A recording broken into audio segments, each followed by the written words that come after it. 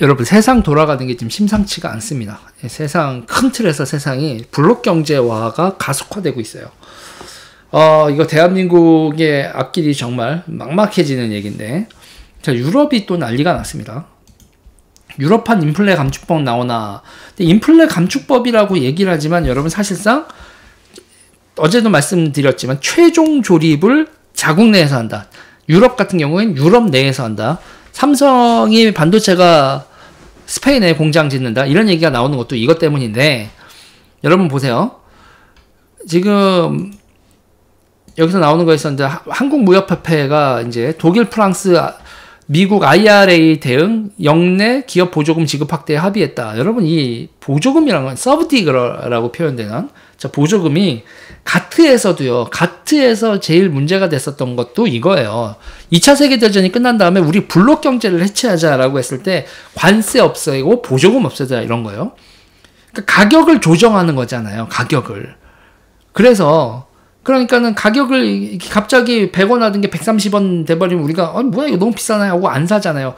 그래서 이제 관세 물건 특정 나라의 물건이 퇴출될 때까지 관세를 올려서 불황경제 우리 여기 식민지들하고 요 몇몇 동맹하고 여기끼리만 이렇게 교역할래 했었던 그 블록 경제화가 결국은 세계 대전의 원인이었으니까 그걸 없애려고 했다고요. 그러면서 관세에 대해서 최교육 대회라고 하죠. 어떤 나라를 특정히 관세를 깎아주면 그 깎아준 관세를 나머지 모든 나라에 다 적용한다. Most favored nation 그렇게 부르는 거죠. 모든 나라는 그 나라한테 최고의 혜택을 받는다. 그래서 이제 뭐 후진국들, 이제 개발도상국이라고 표현이 된 그런 나라들 몇몇 예외 조항을 빼놓고는 관세 가지고 장난치지 말자. 그 다음에 보조금 가지고 장난치지 말자라는 게 2차 세계대전 이후에 기본적인 전쟁을 겪고 났더니 우리 블록 경제 만들고 이 장난들 치지 말자 이거거든요. 그리고 환율 조작하지 말자. 그러면서 이제 국제 통화 질서 만들고 그러면서 이제 가트가 관세와 무역에 관한 일반 협정돼서 관세를 일단 따로 이렇게 가장 크게 놔뒀고 그건 이제 세이프가드라든지 보조금이라든지 이런 거는 관세 말고 무역에 관한 그 항목 중에서 보조금하고 이제 세이프가드 이렇게 갑자기 물건에 니네 중국산 배추 거기 농약 탔지 중국산 마늘 이상해 그러면서 수입 금지 이런 거 뭐 여러 가지 이제 세이프카드에는 또 디테일하게 가면 또 많지만 그것까지 지금 얘기할 건 다 없고 이게 어쨌든 무역 장벽으로 작용을 하는데 우리도 생각해 보세요. 아이폰 1, 2 안 들어오고 3로 들어왔었던 이유가 뭐예요? 전파 인증 안 해줘. 그랬잖아요. 아이폰 1, 2가 들어오면 우리나라 그때 얼마나 열악했어. 아모레드 막 그 손담비가 춤추면서 아몰레드 뭐 이런 거 하던 게 해외에서는 스마트폰이 나왔는데 우리나라는 햅틱 이거 손가락에 삑삑거린다고 햅틱 기능 있다고 햅틱 광고하고 있고 디스플레이 아몰레드 광고하고 그러면서 아이폰 1, 2 시대 빨리 좆됐어. 시간 벌 테니까 빨리 우리도 스마트폰 만들어 그러고 안 되고 그리고 삼성에서 갤럭시 나오고 그걸 아이고 했다 살았다 그러면서 아이폰 3 들어오고 했었던 거잖아요. 이게 무역이 그렇다고. 근데 그런 것도 이제 앞으로는 될까요? 어쨌든 간에 무역을 막는 여러 가지 장벽들이 있지요. 그런 것들을 우리 양아치 짓 하지 말고 서로가 서로의 물건 다 서로 팔도록 하자. 이게 이제 기본적인 이제 세계 질서인데 이제 그게 이제 깨지고 있는 거죠. 이게 깨지고 있는 거에서 독일, 프랑스도 IRA법에 대응해서 역내 보조금법 만든다. 그리고 최종 조립이 여러분 이제 국제정치 용어가 됐어요. 최종 조립을 여기서 해야지.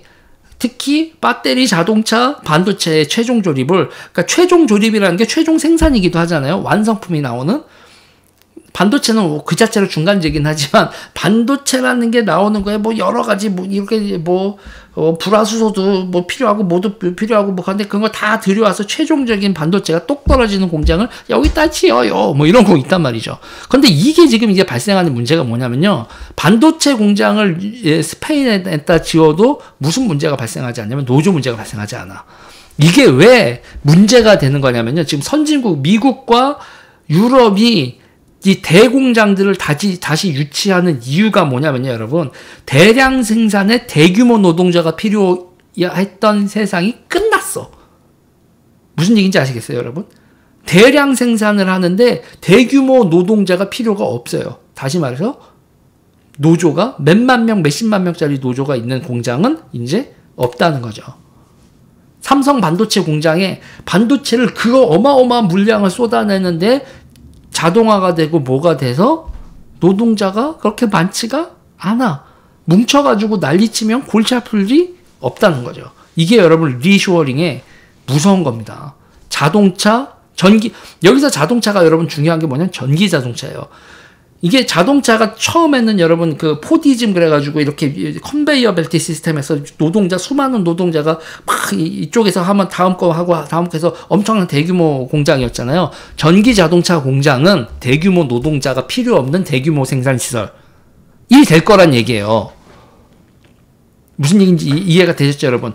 자동차는 전기 자동차 시대에는 공장의 자동화 수준, 인공지능, 뭐 기타 등등 뭐 여러 가지 시스템의 자동화 시스템이 이미 돼서 대량 생산이 되는데 대규모 노동자가 발생해서 사회 불안이나 뭐 기타 등 정치 불안 그런 것들이 발생하는 일이 없어졌다.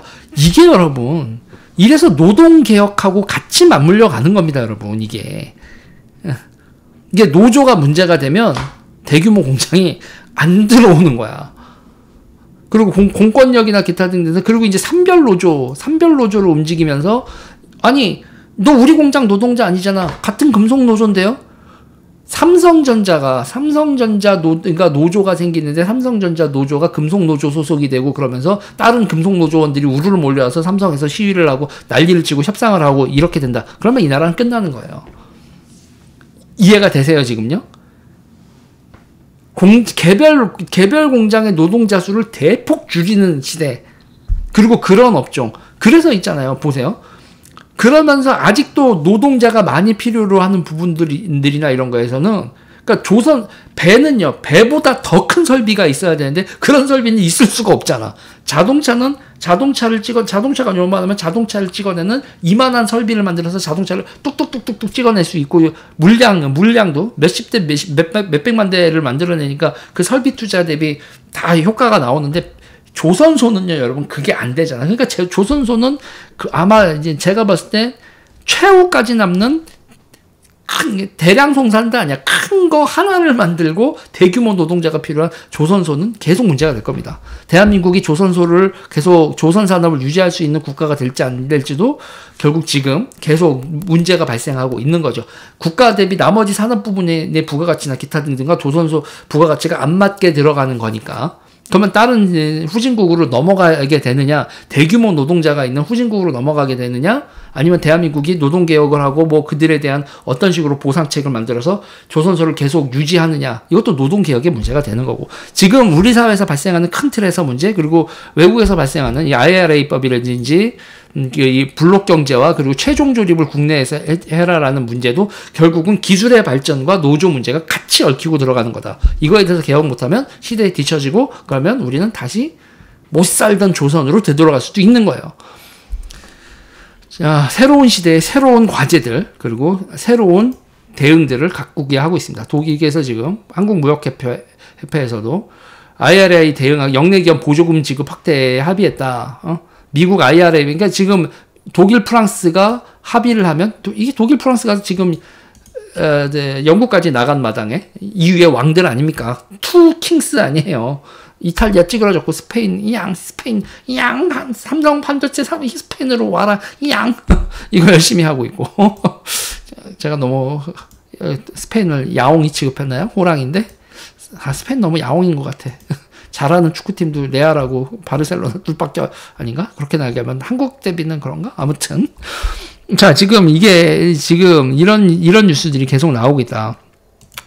그리고 이거랑 관련돼서 이렇게 이게 삼성이 스페인의 반도체 펩진나 경영진 내년 1분기 유럽행 이렇게 보도가 나오는 건데 이것도 여러분 다 같이 연결이 되어 있는 거다. 다시 말할게요, 여러분. 간단한 개념을 정리하면 대량 생산에 노동자가 많이 필요하지가 않은 시대. 이러니까 유럽이나 미국도 최종 조립을 야, 최종 조립, 그러니까 삼성전자도 반도체를 진짜 사람 쏟아 부어서 사람 갈아서 반도체를 만들던 삼성이었다고요. 1980년대, 90년대만 해도. 그래서 산재도 많이 나고 그랬었던 거라고. 그런데 이게 최종 조립에도 혁신이 계속 벌어지고 자동화가 벌어지잖아요. 그러면서 미국이나 이런 데서 하다 보니까 나중에 삼성이 이렇게 된 거지. 그리고 삼성 공장이 지금 여러분 노동자 갈아 넣어서 반도체 만들던 그런 몇 년 전 얘기, 한 30년 전 얘기인가? 그렇게 돼서 결국 최종 조립에 대해서 이 인간들이 다시 군침을 우리가 얼마나 뺑이를 치고 사람이 죽어가면서 만들어 놓은 최종 조립 라인인데 이거를 정치적인 거로 컴백, 삼성도 우리 스페인에 와서 공장 짓지 않겠니? 유럽에 들어와서 공장 짓지 않겠니? 너 여기 공장에서 들어오지 않으면 반도체 시장에서 퇴출, TSMC가 있지롱 그러면서 이게 참 어떻게 보면 얄궂은 얘기긴 한데 세상이 돌아가는 게 이게 세상 돌아가는 질서가 이렇게 돌아가고 있는데 우리도 빨리 적응을 해야죠. 삼성전자가 지금 우리나라에서 만들어서 캠퍼스에서 만들어서 해외로 수출을 하는데 이제 생산 최종 조립 거점을 그 정치적인 이유 때문에 유럽과 미국 거기서 생산해서 거기서 파는 이런 일이 벌어지고 있다. 그러면 여러분 삼성이 경상수지로라도 거기서 번 돈이라도 한국에 송금을 해주는 일이 벌어져야 되는데 아무튼 머리가 아파오고 있습니다. 여러분 세상이 변하고 있고 정치도 변해야 되고 그리고 노조도 변해야지 대한민국이 생존을 할 수 있다. 큰 틀에서 생존 전략도 지금 바꿔야 됩니다. 여러분 이 얘기를 안 하고 넘어가면 너무 아쉽을 것 같아서 방송 끝난다고 해놓고서 생각났다 이 얘기는 해야겠다 하고 얘기를 했습니다. 이 얘기 여기까지 할게요.